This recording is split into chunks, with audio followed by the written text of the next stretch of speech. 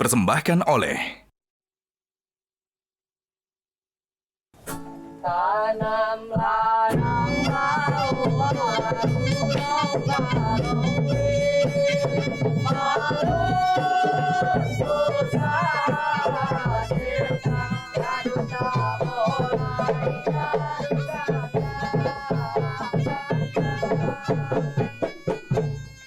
Assalamualaikum warahmatullahi wabarakatuh. Waalaikumsalam warahmatullahi wabarakatuh.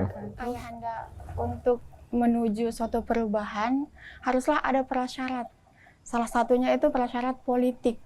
Nah, saya ingin tahu politik seperti apa yang sekiranya membawa suatu kemajuan untuk keunggulan. Ya, pertama perlu dipahami bahwa politik dan aspek-aspek lain dari kebudayaan, sosial, ekonomi, ilmu pengetahuan, kesenian adalah bagian dari ajaran Islam. Tak terpisahkan dari ajaran Islam, atau Islam tidak mengenal pemisahan antara agama dengan politik atau pemisahan politik dari agama. Ya. Maka politik di sini adalah politik yang berdasarkan nilai-nilai Islam. Ya.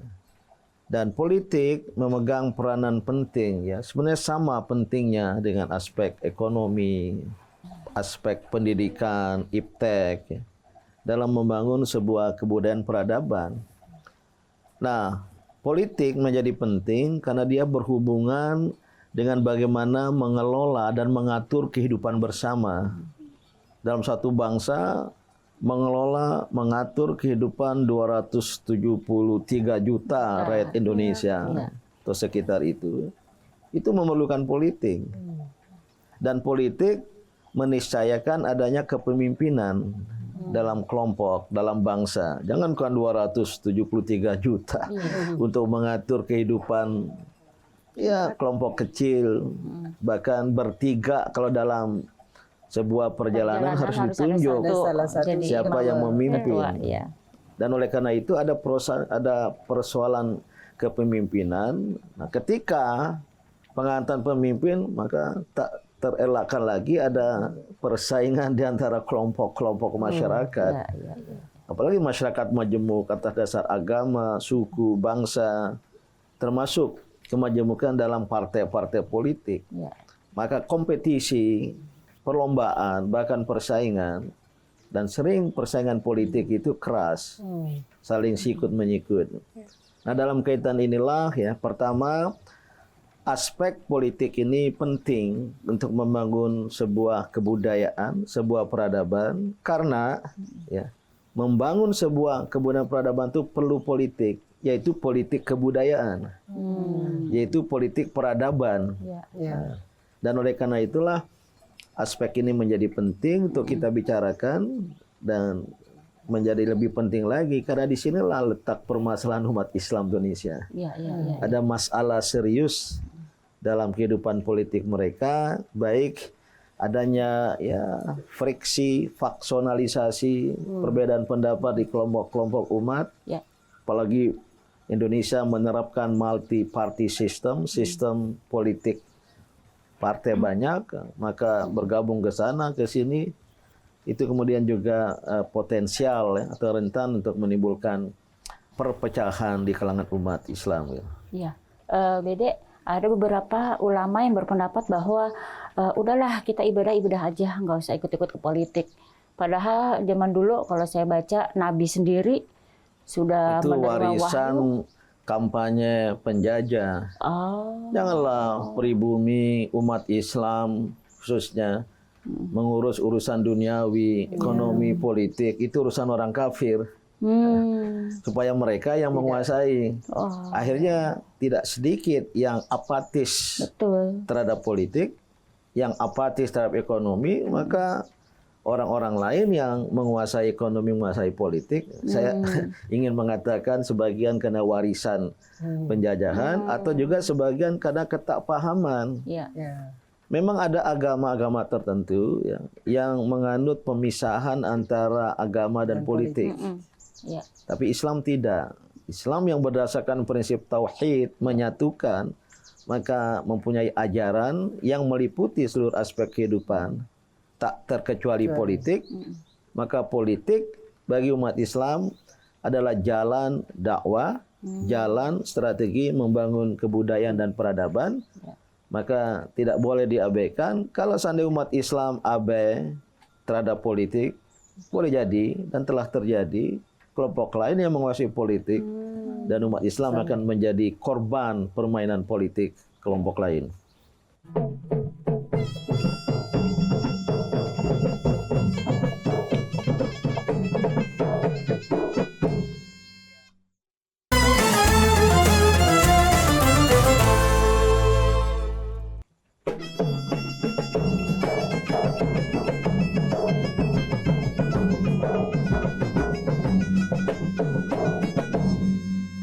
Bede, ini udah ada Ustazah Astri Ivo. Wah. Ingin bertanya jauh-jauh dari Jakarta. Ini artis yang beralih profesi jadi ustazah. Mengapa konsep politik dalam Islam mencapai tujuan kesejahteraan masyarakat? Ya, jawabannya ya, politik itu sebagai jalan dan jalan untuk dakwah, Ya. jalan untuk menciptakan kesejahteraan. Saya pernah saya sampaikan di ruang ini, ya. Menurut ulama seperti yang terkenal Al-Mawardi, yang menulis buku Al-Ahkam As-Sultaniyah, di baris pertama bukunya itu mengatakan al-imamah maudu'atun li khilafatin nubuwah. Kepemimpinan berarti politik, ya, adalah melanjutkan misi kenabian. Nabi-nabi, fase al-anbiya, nabi-nabi sudah selesai. Keyakinan kita dengan datangnya Nabi Muhammad SAW sebagai khatamul anbiya wal mursalin, penutup para nabi dan rasul, maka periode setelahnya itu, ya, adalah periode dari kita pengikutnya. Dan oleh karena itulah adanya pemimpin di tengah umat, di kalangan bangsa, untuk melanjutkan misi kenabian. Apa kata Al-Mawardi? Fi harasatid din wa siyasatid dunya. Di dalam memelihara agama, supaya keagamaan itu berkembang meningkat di kalangan masyarakat, dan melakukan, ya, politik kebangsaan, mengatur kehidupan duniawi. Jadi tujuannya itu untuk menjaga, memelihara agama dan mengatur kehidupan duniawi, yang tiada lain adalah menciptakan kesejahteraan. juga. Ulama lain ada yang meletakkan tujuan politik, ya, dan kepimpinan itu mewujudkan sa'adatud darain. Sa'adah, kebahagiaan, darain di dua dunia, di dua tempat, yaitu dunia dan akhirat. Maka tidak hanya kesejahteraan. Kalau kesejahteraan ini agak berbau barat, welfare state, negara sejahtera. Kalau Islam datang, boleh negara sejahtera, tapi sejahtera dunia akhirat. Yang oleh sebagian ulama lain, ya, mengatakan mewujudkan al-Madinah al-Fadilah, yaitu satu kehidupan kenegaraan yang penuh dengan nilai-nilai keutamaan, gitu. Itulah tujuan dari politik menurut Islam, gitu.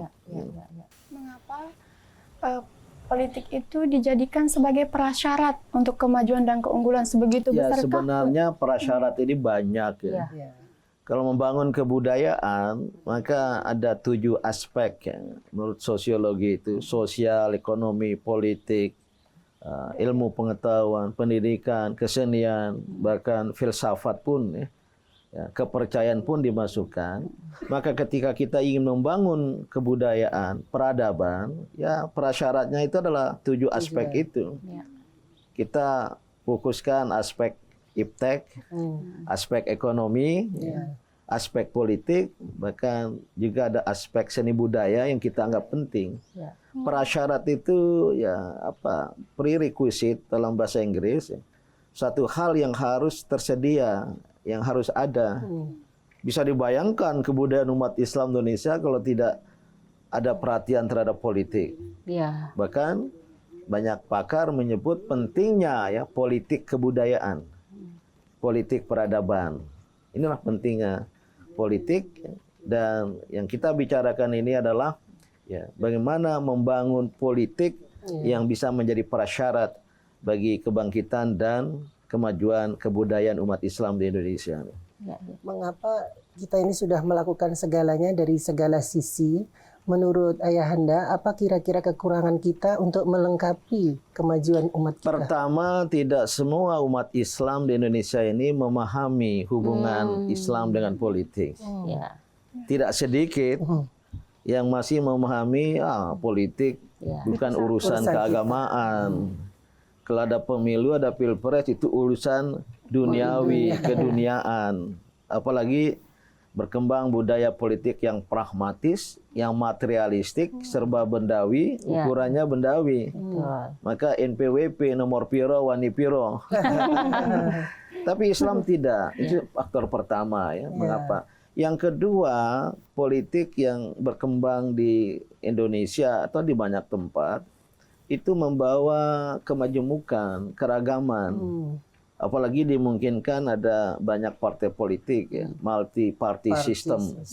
Kalau dulu zaman awal kemerdekaan hanya satu partai Islam, Masyumi, Majelis Syura Muslimin Indonesia. Semua umat Islam, semua umat Islam bersatu. Itu tentu pengelolaannya agak mudah, walaupun ya, tidak terhindar juga dari konflik internal. Pasti. Nah, jadi faktor kedua mengapa ya karena ada keragaman. Yang ketiga pada era modern sekarang ini sudah banyak kepentingan-kepentingan itu dia.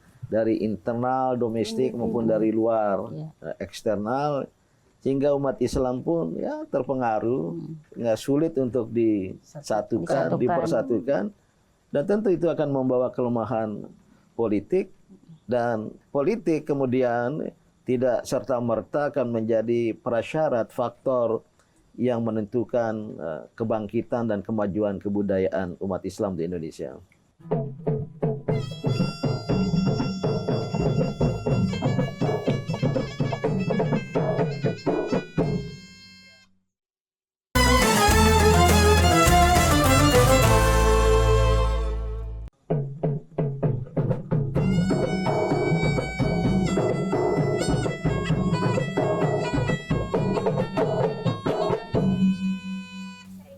Silakan.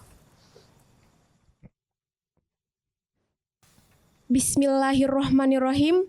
My name is Amelia Widianti. I'm in 10th grade. If we talk about this topic, politics is an important aspect for Indonesian progress and also for Indonesian development. My question is how to build the political conscious of society, especially for young generation, about the importance of understanding politics in this era. Thank you. Okay, thank you. Good question. Ya. Dari Ananda, kelas 10, please sit down. Bagaimana membangun kesadaran politik di kalangan masyarakat, khususnya generasi muda, dalam rangka kita memajukan bangsa dan negara. Ya, tiada lain kecuali harus dimulai dengan pendidikan politik. Kesadaran politik akan terbentuk kalau ada pendidikan politik, ada penanaman nilai-nilai pentingnya politik itu sendiri. Ini sebenarnya tidak hanya di lembaga-lembaga pendidikan formal, sekolah, madrasah, pesantren, dan pemerintah ya menentukan ada mata pelajaran PKN ya. PKN. Pendidikan kewarganegaraan, civic education pada masa lampau, pendidikan civic ya.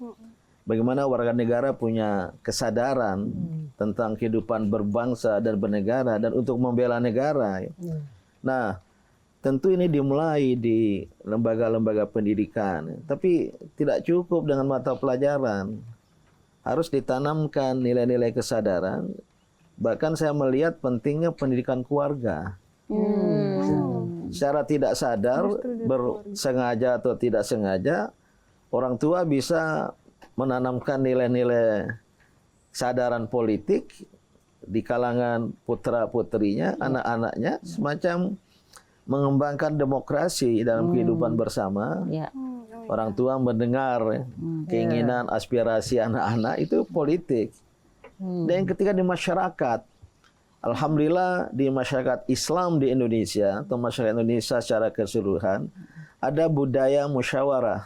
Ya, berkembang di kampung-kampung, di desa-desa. Ya. Dulu kalau mau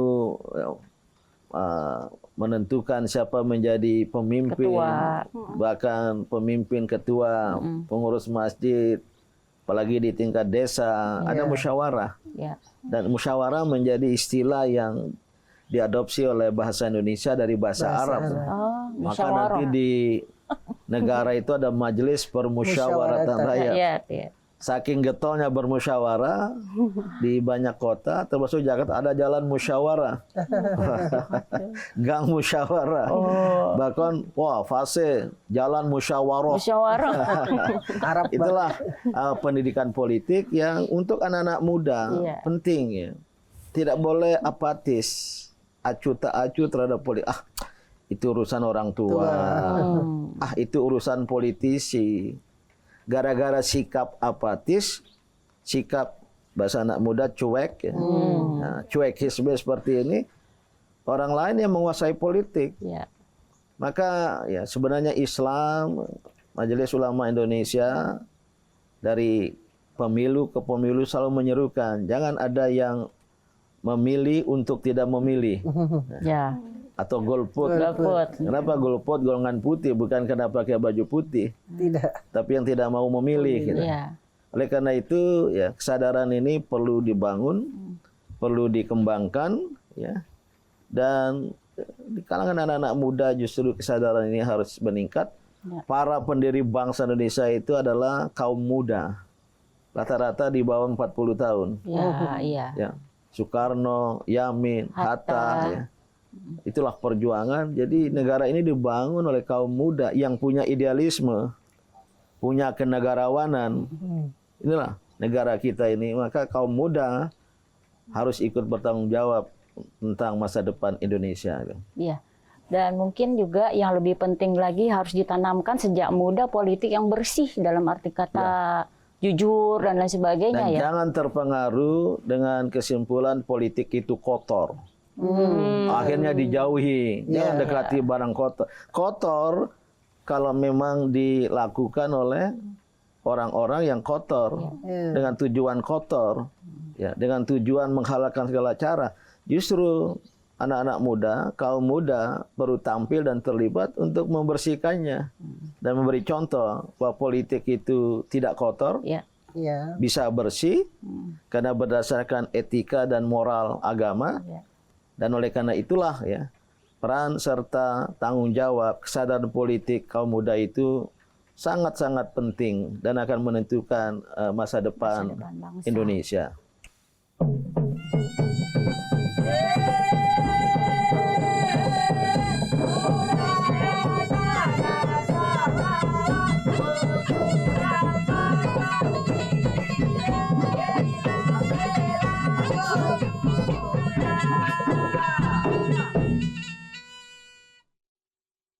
Jelajahi cara baru mendapatkan informasi. Download Metro TV Extend sekarang.